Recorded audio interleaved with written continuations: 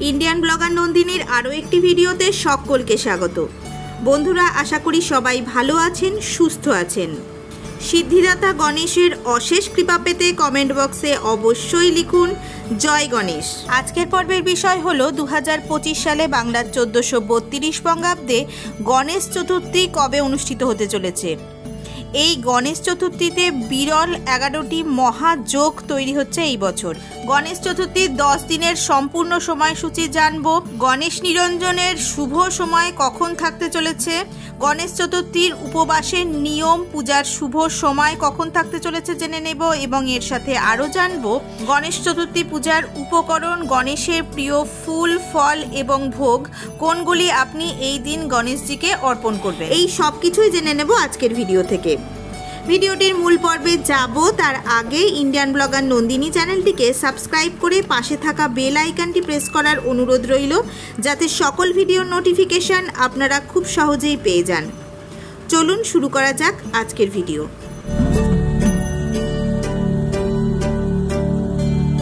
গণেশ চতুর্থী ভারত জুড়ে অনেকের কাছে একটি জনপ্রিয় এবং বহুল প্রতীক্ষিত উৎসব। এই উৎসবটি ভগবান গণেশের জন্ম উদযাপন করে এবং এর ধর্মীয় এবং সাংস্কৃতিক গুরুত্ব উল্লেখযোগ্য। এটি গণেশ চতুর্থী, গণেশ উৎসব এবং বিনায়ক চতুর্থী নামে পরিচিত। ভারত জুড়ে বিশেষ করে মহারাষ্ট্র, গুজরাট, উড়িষ্যা, উত্তরপ্রদেশ এবং কর্ণাটকের মতো রাজ্যগুলিতে মানুষ এই উৎসবটি প্রচুর উৎসাহের সাথে উদযাপন করেন। আপনি বিভিন্নভাবে এই দিন গণেশ চতুর্থী উদযাপন করতে পারেন, যেমন সম্প্রদায়ের উৎসবে অংশগ্রহণ করে আপনার বাড়িতে গণেশজির মূর্তি আনতে পারেন এবং এই দিন একটি সম্পদ কিনতে পারেন। এবার জেনে নেব এই বছর অর্থাৎ 2025 সালে বাংলার 1432 বঙ্গাব্দে গণেশ চতুর্থী কবে পালিত হতে চলেছে, 26 নাকি 27 আগস্ট। এই সময় বিরল 11টি মহাযোগ তৈরি হচ্ছে এই বছরে। জেনে নেব সেই বিষয়ে। এছাড়াও জেনে নেব 10 দিনের সম্পূর্ণ সময়সূচি। গণেশজির বিসর্জনের সময় জেনে নেব, জানব উপোসের নিয়ম ও পূজার শুভ সময় কখন থাকতে চলেছে, জানব পূজার উপকরণ, গণেশের প্রিয় ফুল, ফল এবং ভোগ কোনগুলি আপনি এই দিন গণেশজিকে অর্পণ করবেন। 2025 সালে বাংলার 1432 বঙ্গাব্দে গণেশ চতুর্থী অনুষ্ঠিত হতে চলেছে 27 আগস্ট 2025, বাংলার 10ই ভাদ্র 1432 বুধবার। গণেশ চতুর্থীর চতুর্থী তিথি শুরু হবে ইংরেজি 26 আগস্ট 2025, বাংলার 9ই ভাদ্র 1432 মঙ্গলবার দিবা 12:53 গতে। চতুর্থী তিথি সমাপ্ত হবে ইংরেজি 27 আগস্ট 2025, বাংলার 10ই ভাদ্র 1432 বুধবার দিবা 2:20 মধ্যে। 27 আগস্ট 2025, বাংলার 10ই ভাদ্র 1432 বুধবার নির্ণয় সিন্ধু মতে বরদা চতুর্থী, সিদ্ধি বিনায়ক ব্রত, শ্রী শ্রী গণেশ পূজা, গণেশ চতুর্থী, সৌভাগ্য চতুর্থী ব্রত, শিবা চতুর্থী, শ্রী শ্রী পার্বতী পূজা, গোস্বামী মতে হরিতালি চতুর্থী ও শ্রীকৃষ্ণ কলঙ্কিনী ব্রত। মহারাষ্ট্রে 10 দিনব্যাপী শ্রী শ্রী গণেশ পূজা।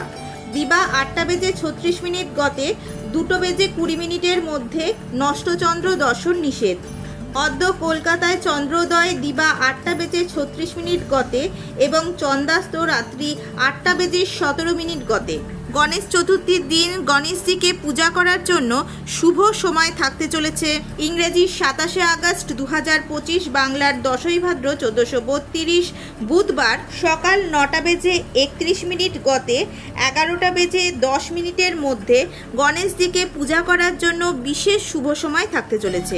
এই বছর গণেশ চতুর্থীতে গণেশ নিরঞ্জনের দিন এবং সময় হলো ইংরেজি 6 সেপ্টেম্বর 2025, বাংলার 20 ভাদ্র 1432 শনিবার দুপুর 2:56 থেকে বিকেল 4:35 মধ্যে গণেশ নিরঞ্জনের শুভ সময় থাকতে চলেছে।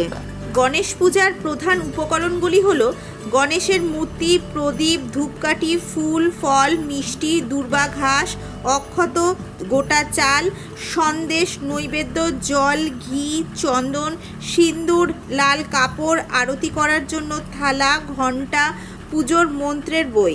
এছাড়াও গণেশের প্রিয় ফুল, ফল এবং ভোগ এই দিন অবশ্যই গণপতিকে অর্পণ করবেন। শাস্ত্রমতে গণেশজি হলেন জ্ঞান ও সিদ্ধি লাভের দেবতা, তাই তিনি কোন ফুলের সন্তুষ্ট থাকবেন তা জানা খুব জরুরি। তাই পুজোর আগেই জেনে নিন তার প্রিয় ফুল কোনগুলি। রক্তজবা বা লাল জবা ফুল গণপতির অত্যন্ত প্রিয়। এই ফুল তার পুজোয় নিবেদন করলে তিনি সমৃদ্ধি দান করেন ও শত্রু নাশ করেন। কুন্দ ফুল পাওয়া যায় সারা বছরই। গণেশ চতুর্থীতে এই ফুল নিবেদন করলে তার আশীর্বাদে সংসারে সুখ শান্তি বিরাজ করে। অপরাজিতা ফুল শুধু শনিদেবেরই প্রিয় নয়, এই ফুল গণেশজিরও খুব প্রিয়। এই ফুল দিয়ে তার পুজো করলে বিয়েতে বারবার বাধা পড়লে তা কেটে যায়। হলুদ গাঁদা ফুল প্রায় সব ঠাকুরের পুজোতেই ব্যবহার হয়। গণেশজিরও এই ফুল খুব প্রিয়। সুস্বাস্থ্য লাভের জন্য গাঁদা ফুল দিয়ে পুজো করুন সিদ্ধিদাতার। এর ফলে সমস্ত অসুখ বিসুখ সেরে যাবে বলে প্রচলিত বিশ্বাস। দূর্বা ঘাস, এটি যদিও কোনো ফুল নয়, কিন্তু দূর্বা ঘাস নিবেদন করতেই হয় গণেশের পুজোয়। দূর্বা ঘাস ছাড়া গণেশ চতুর্থীর পুজো অসম্পূর্ণ থেকে যায়।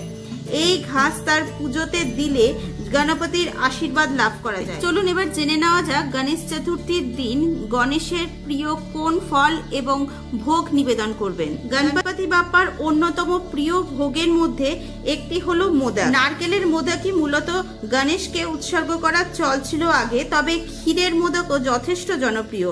আজকাল চকলেট সহ আরো একাধিক ফ্লেভারের রকমারি মোদক পাওয়া যায় দোকানে। লাড্ডু গণেশের অত্যন্ত প্রিয় খাবার।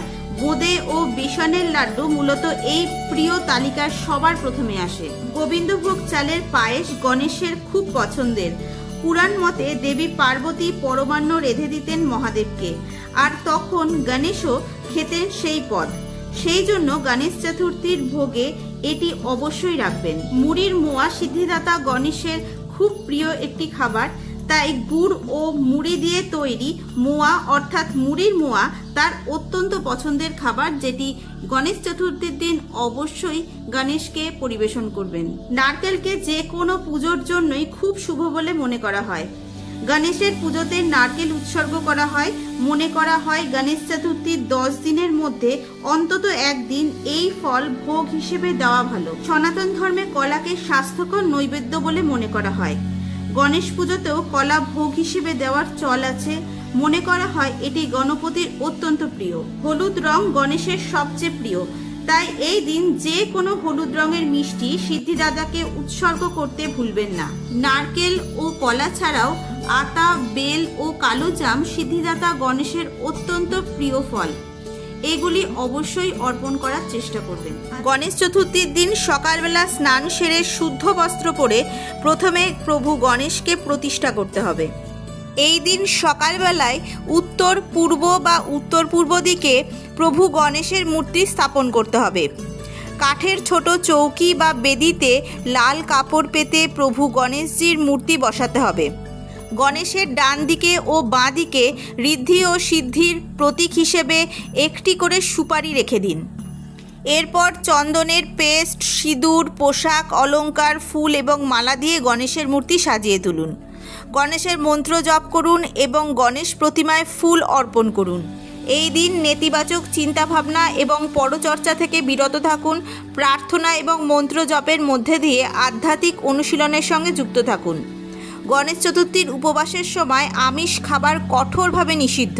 আজকের ভিডিওটি আপাতত এই পর্যন্তই। ভালো লাগলে একটা লাইক করে দেবেন এবং হেল্পফুল বলে মনে হলে নিজেদের ফ্রেন্ডস ফ্যামিলির সাথে শেয়ার করার অনুরোধ রইল। সবাই খুব ভালো থাকবেন, সুস্থ থাকবেন। দেখা হচ্ছে আবার আগামী পর্বে।